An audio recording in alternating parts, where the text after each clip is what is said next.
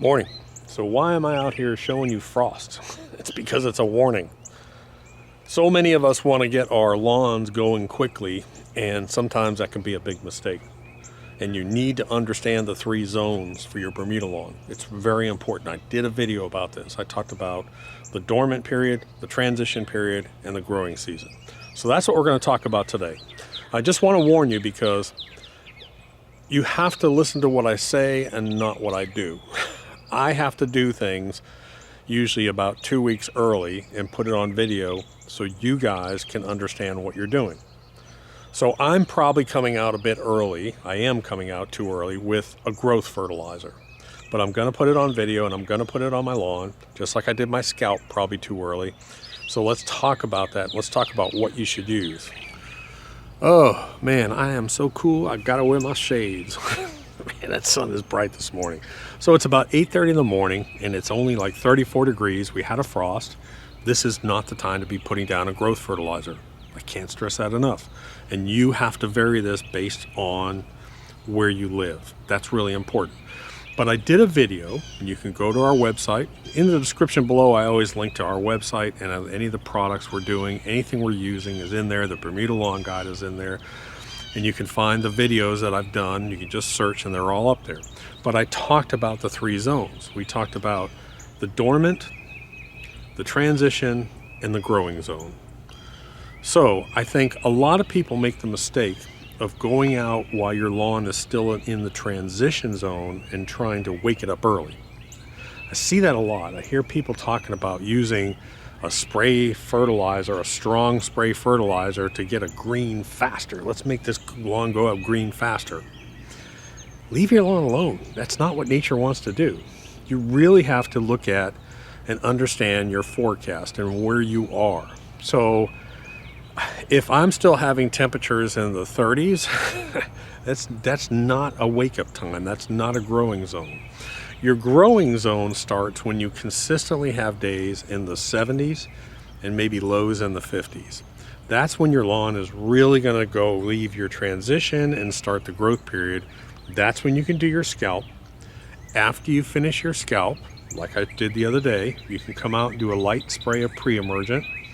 And then you can start putting down your growth products after that. That's the time to do it. So like I said, I'm doing my lawn early. I really shouldn't be putting it down now, but I'm going to do it for you guys so you guys can see us putting down an application of the PGF Complete.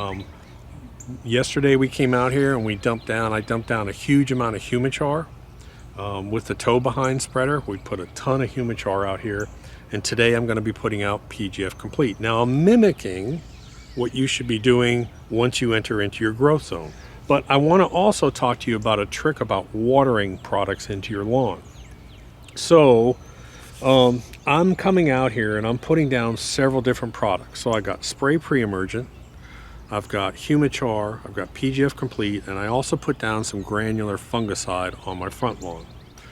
I don't have rain for several days, but when it comes in, I've got like 3 or 4 days of rain coming. So let me teach you a little trick about when you're putting down these products. I did a video and I talked about the dry sponge versus the wet sponge. So right now my soil is dry, so it'll absorb a lot of this stuff. So here's what I'm going to do. I'm going to turn on my irrigation system for the first time this year, and late in the evening, once that sun sets, I'm going to run my irrigation system. Now what's that going to do? It's going to take all these products that are out here, all these granular products, and it's going to wet them and soak them, and they're going to be wet all night long.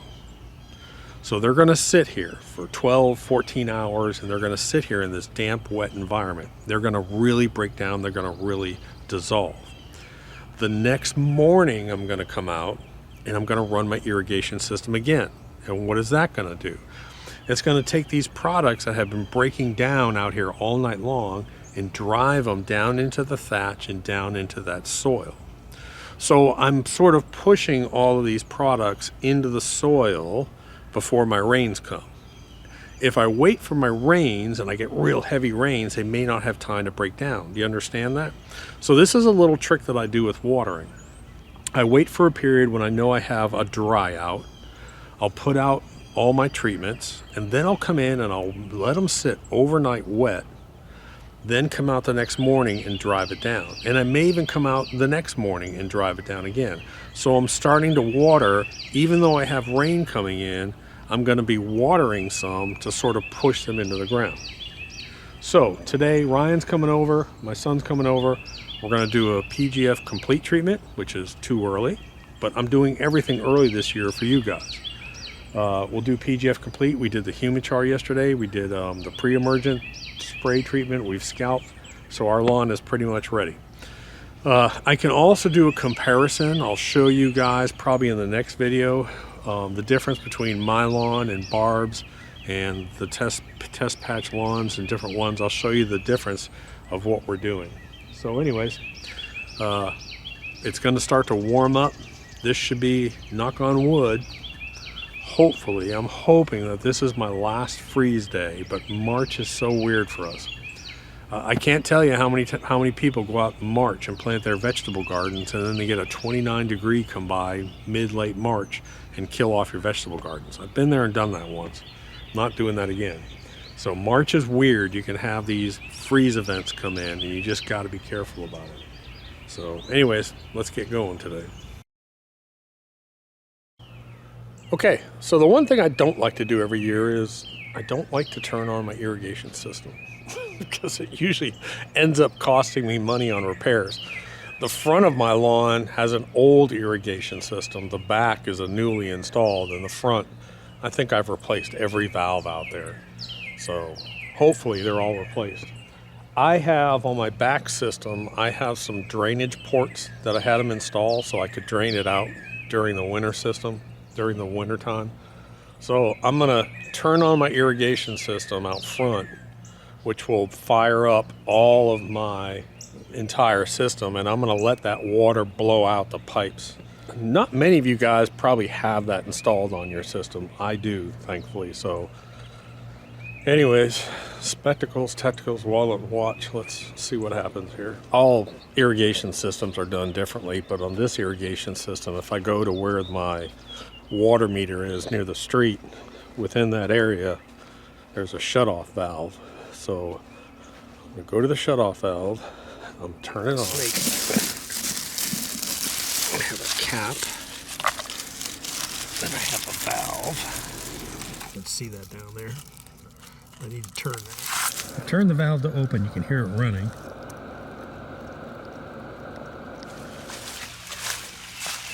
All right. So you can see, here's my drain system.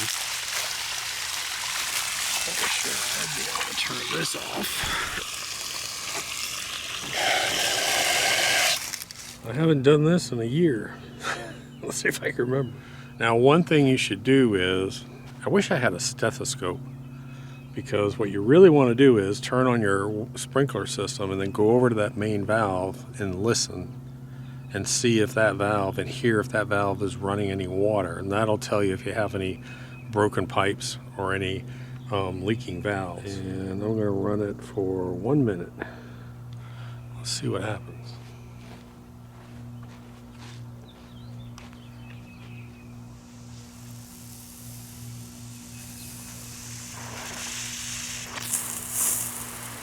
Hallelujah. Let's see if zone 2 fires up.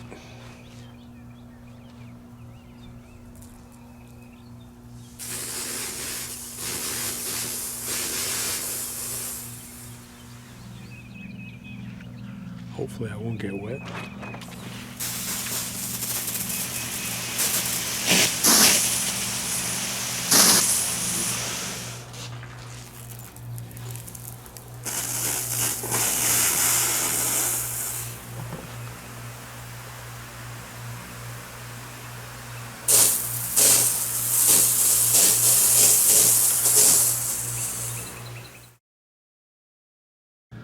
Hey guys, so let me explain what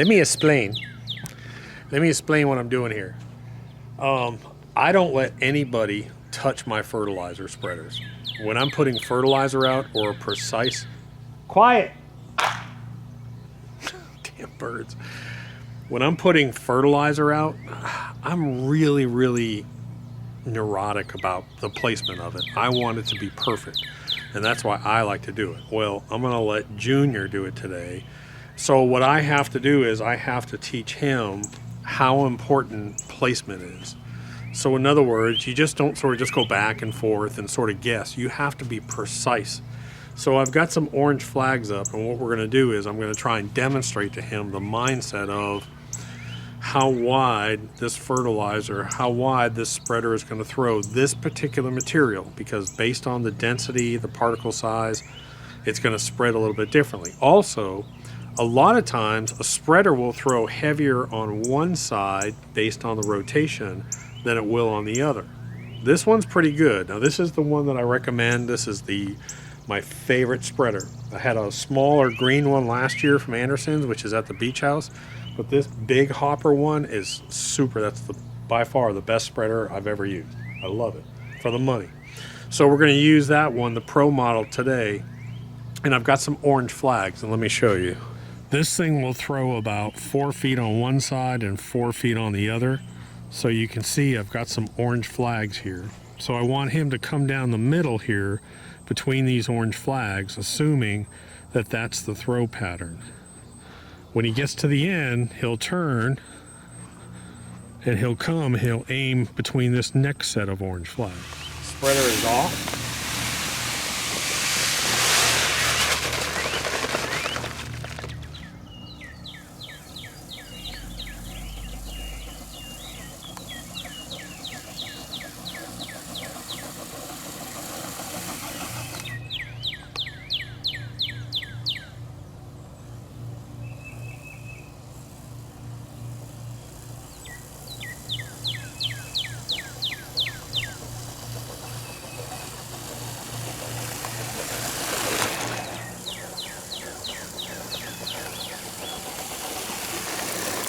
Okay, so it is right about 6 o'clock, and this is about the time the sun's getting ready to set.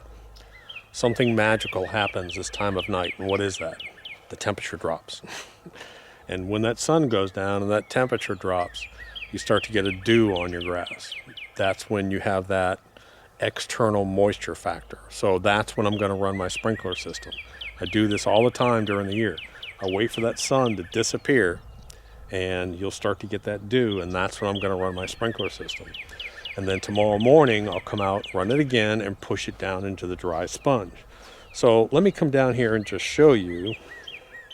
I can pick any spot, I guess, but you can see I've got PGF complete and I've got Humichar all down that you can see visibly down here. Now, obviously what you can't see is you can't see the liquid pre-emergent, but all that stuff is going to be pushed down into the thatch in the first ½ inch of the soil and will start to work its way down.